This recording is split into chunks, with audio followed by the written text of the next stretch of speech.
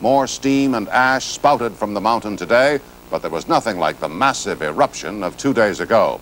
However, officials have now drastically revised their estimate of the death toll from Sunday's explosion.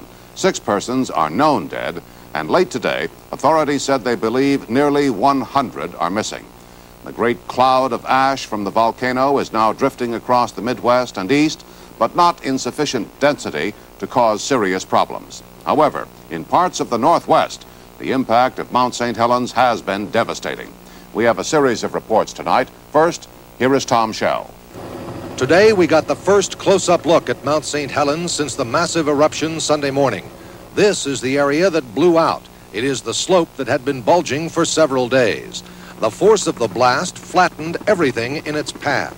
These logs were a forest until 8:30 a.m. Sunday. The landscape is almost colorless because of the heavy coating of volcanic ash. This is the bottom of the Toutle River, the water cut off by a 200-foot-high mud flow that acts as a natural dam.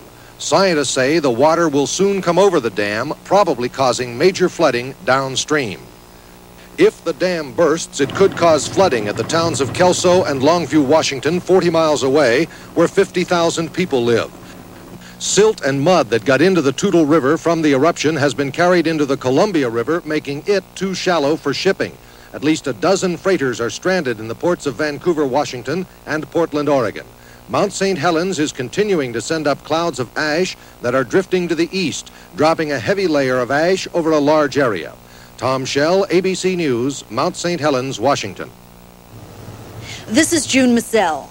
More than 700 miles from Mount St. Helens, the sky was still barely visible today, and pilots wouldn't fly in it. A thick haze hung over most of the state, the volcanic ash that had floated eastward from the volcano. The cloud cover left Montana, along with parts of Oregon, Washington, and Idaho, virtually cut off from all air travel. We have a state advisory for Montana.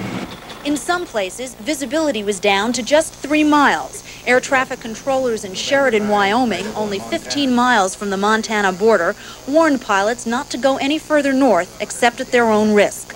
Pilot Dave Smiley was one of many who did not dare take that risk, and visibility was only one reason why.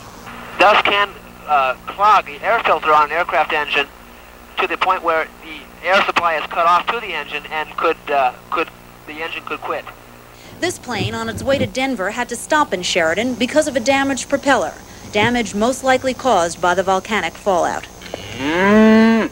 Ranchers were worried about the fallout's effect on cattle. State agricultural officials warned them to try to keep their water troughs clean. The amount of dust that's on this car does not present any health problems. But officials here say that if Mount St. Helens continues to erupt and more volcanic ash comes this way, then that situation could change.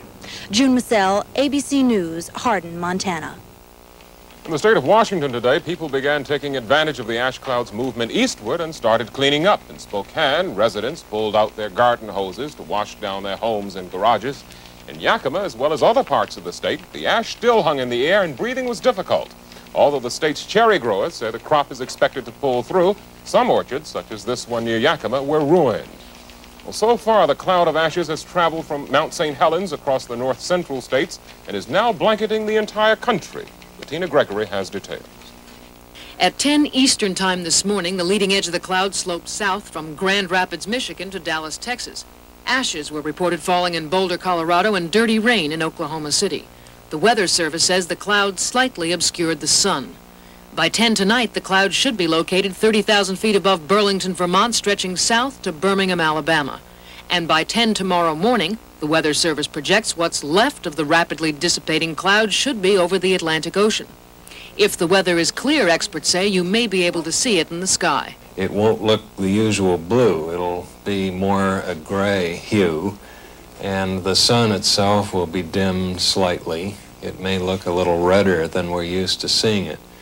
But these effects are going to be very modest, and you may have to look pretty hard to see them at all.